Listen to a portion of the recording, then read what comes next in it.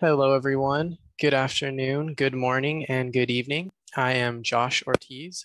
I am a middle school teacher at Jinguo Guozhong in Taoyuan. And today I would like to talk to you all a little bit about my home state, California. Alrighty. So first, we'll dive right into California's regions. So now it can be broken down into about 6 regions, but I've kind of lumped the coastal regions together since they're very similar. So there's the northern coastal region, the central coastal region, the southern coastal region, the Central Valley, the mountain region, and the desert region. So we'll get started off talking about the coastal regions first. Now, I broke it down into northern and southern because the central coastal region is very similar to the southern coastal region. I am from the southern coastal region in Southern California. I grew up near Los Angeles, but then I also went to school in the central coastal region in San Francisco. A little bit north of San Francisco is where it becomes the northern coastal region. So the climate up in San Francisco is more like the northern one, whereas in LA, it's obviously the southern climate. So first we'll talk about climate.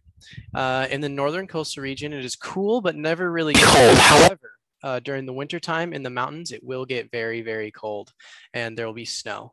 Now, the average temperature is in the low 20s Celsius. And the further north you get, the colder it gets. So when you get near the Oregon border, which is the state north of California, it starts to get rather cold. In the northern coast, it also rains more often and is a lot more humid than the southern coast. Now, the climate in the south, how is it different? Well, it's a lot warmer and it rarely drops below freezing. It's known as a Mediterranean climate. So it's very similar to that of Greece or Italy. And unlike the north, it's very, very dry and it rarely rains. We've actually been in a drought for a really long time. And, you know, some would consider Southern California a desert. Now, another big difference is in the geographical features. So the northern coast has a lot of big hills and really high mountains, but they're directly on the coast, you see. And it's very rocky. The shores are very small, so there'll be a big cliff and then maybe just a little bit of sand and some rocks and then the water. The waves here are also a lot more strong. They're big. There's actually this thing called a sneaker wave where sometimes it'll look very calm and then all of a sudden a ginormous wave will come in. Because of the rocky shores and the small beach, it could be very dangerous to swim. Also, the water is very, very cold. Now in Southern California, on the southern coast, there's really long, big sandy beaches, probably kind of what you expect when you think of California. And there's a lot of rolling hills, less jagged, less steep mountains. But these rolling hills will eventually turn into mountains as you go more inland. We also have a number of really large islands. For example, one of the most popular ones is Catalina. There's a very small population there. It's basically a desert island. Some people will go on a ferry for the day. They have a little resort. It's nothing like Hawaii, nothing like Taiwan. It's very dry and deserty. So now they also have some things in common, and this has to do with the plants and animals. But one distinction between the northern and the southern coast is in the northern coast there are redwoods, and people know it as the Redwood Empire. These don't exist in Southern California. Now, in terms of plants, California poppies and sagebrushes are found all along the coast of California. They're very, very common. In fact, the California poppy is our state flower. In addition to these plants, there are 80 other types of wildflowers. Coastal animals include dolphins, sea lions, sea otters, seals, bobcats, mountain lions, whales, sharks, and foxes. We have pretty high biodiversity in California. Now here's some fun facts. So the California coast stretches about 2,030 kilometers, and Taiwan's coastline around the entire island is about 1,566. So that just kind of gives you an idea of how big our coast is. Now, as I mentioned before, the north is known as the Redwood Empire because of the distinct redwood trees. Most of our big cities in California are actually along the coast as well. And these include San Francisco, which is in the central to northern coastal area, and then San Diego and Los Angeles, which are the southern part of California. Another cool fact is more than half of California's population lives in the coastal region. Next, we'll dive into the Central Valley region. The Central Valley is super, super important to California. It's super important to the nation. It produces a lot of our food, actually. Central Valley farmers grow about 250 crops, and they make about estimated 17 billion in combined income per year. In Moderna County, this is one of the counties in the Central Valley. It makes up about 12% of the area of the Central Valley, and there are currently over 1,500 farms and ranches active in that county. We're also very famous for agricultural inventions, such as the Fresno scraper, which was a prototype for the modern bulldozer. Central Valley aquifers also supply about 20% of America's groundwater. That's a lot. The Tulare County, which is just another county in the Central Valley, is both a statewide and nationwide leader in the production of milk. So we supply most of the country with milk. In fact, when you drive from Southern California to Northern California, you typically drive through the Central Valley, and there's this one area in Tulare County, and it's just a sea of cows all over the place, and it stinks. They're very stinky cows. Now, another kind of sad but interesting fact is only 1% of the Central Valley's original grasslands remained intact. And this is partially because of the gold rush. The gold rush sparked a huge movement to California. And with that, people wanted to dig for gold and people needed food. So that ever since then, we've just been expanding our farms. The continued expansion of farmlands has endangered many species. For example, the Tule elk, which used to be very common in California, they had about 500,000 in the 19th century, which is the 1800s. Now there are only about 5,700 that reside in this region, which is very sad. We also developed the first modern landfill in the Central Valley, and that was in Fresno, which is a big city in the Central Valley. The Central Valley is also very unique because of its multinational and multicultural history. In the 19th and 20th centuries, a lot of Africans, Assyrians, Armenians, Basques, which are European French, Chinese, Croatians, Hmong, Italians, Japanese, Mexicans, Norwegians, Portuguese, Russians, Sikhs, which are from India, Swedes, and Volga Germans made the long trek to California to have a better life and get, work, maybe find gold. Because of this makes California one of the most diverse states and places in the world.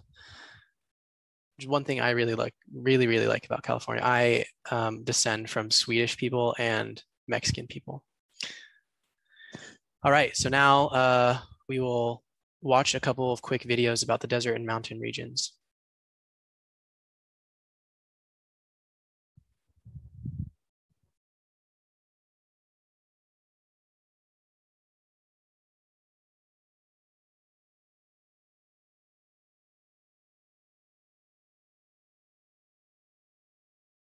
Today, we are going on a virtual field trip to the driest desert in North America, the Mojave Desert.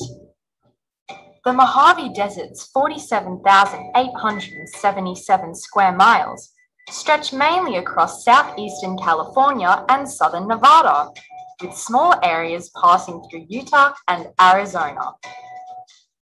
Some of the harshest and deadliest environments in all of America lie within the vast plains of this great desert.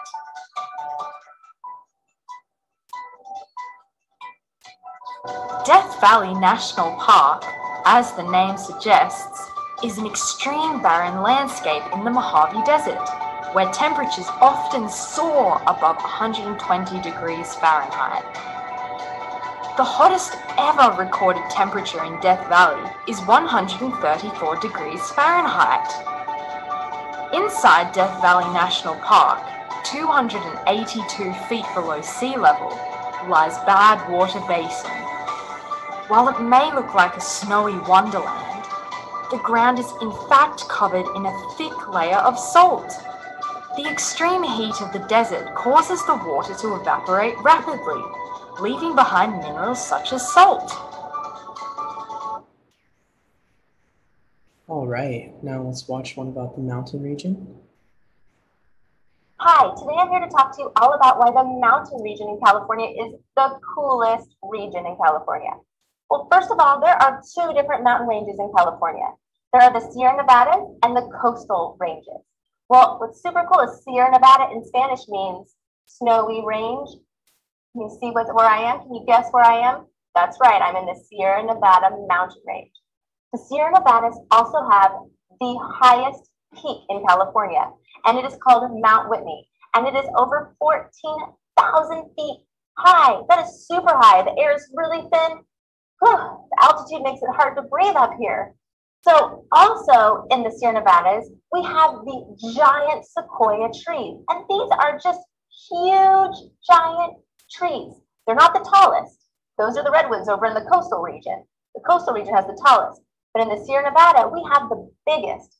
We have one of the biggest trees, the world's biggest tree, and it's called General Sherman, and it is huge. We also have two volcanoes in the mountain region. We have Mount Shasta and Mount Lassen. So mountains are awesome. If you like hiking and camping and rivers and fishing and lakes, then the mountain region is the place for you. And that We should move on to California's history.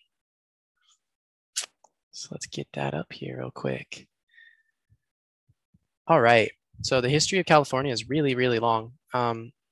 Since thousands of years ago, there have been California natives, which are just Native Americans.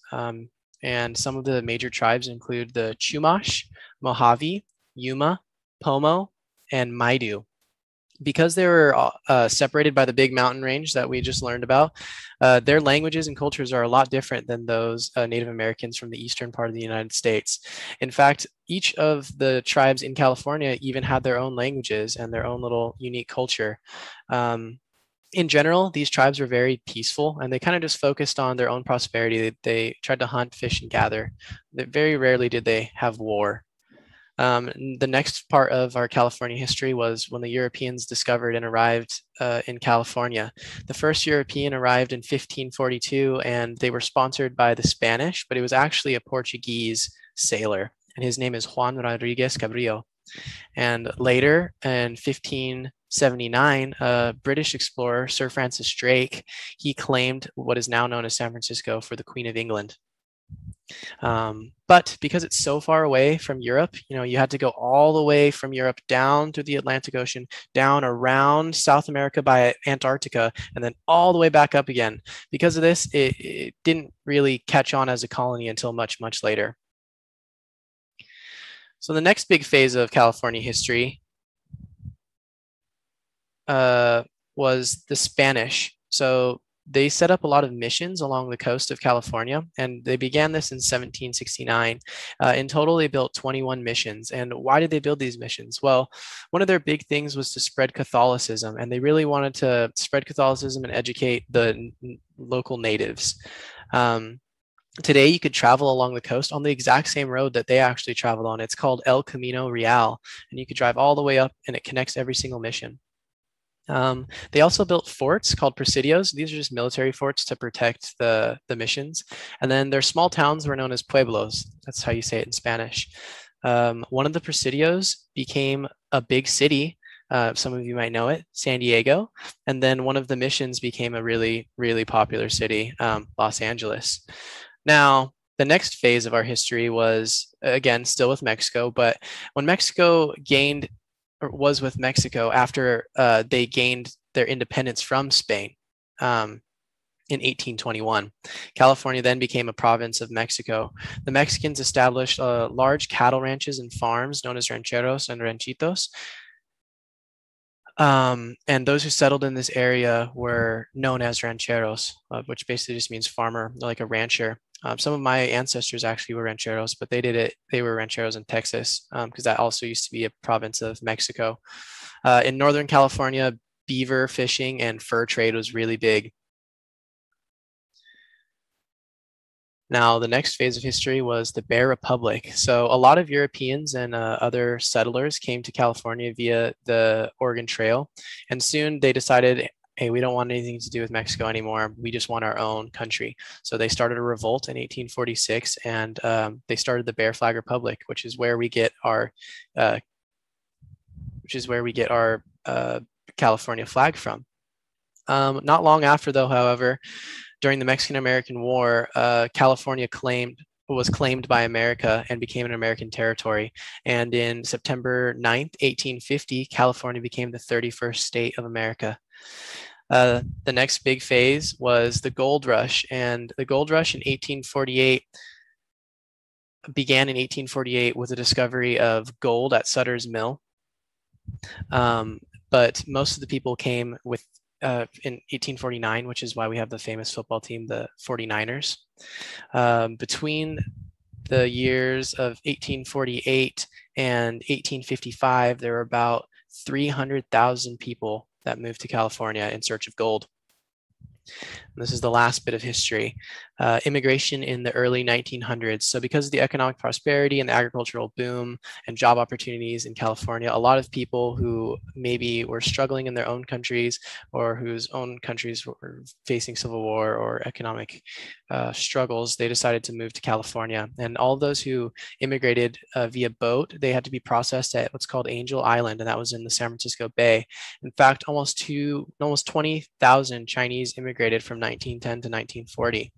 However, due to quarantining and long processes, they were normally detained for about 90 days to up to 2 years. Very sad. The early America was a little bit harsh for minorities, but it's gotten a lot better since then. The final step in California history was Hollywood in the early 1900s. We saw a big boom in film and the entertainment industry. Hollywood, which was originally called Hollywoodland, was just once a really small town outside of LA, but it became the cultural center of the world. So here's a quick timeline here. We went over most of these things.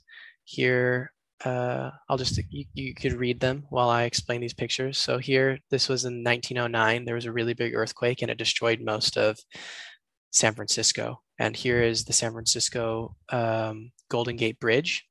Now here in the bottom right corner, this is Yosemite. This is in the mountain regions. It's a very, very famous national park, and it was established in 1890. Finally, here in the bottom left, this is Walt Disney and Disneyland. We are home to the first Disneyland, and it opened in 1955. And here are my sources very quickly, and that concludes my presentation about California. I hope you found it very interesting. And again, I hope you have a fantastic day, evening, or morning, and I'll see you next time. Thank you.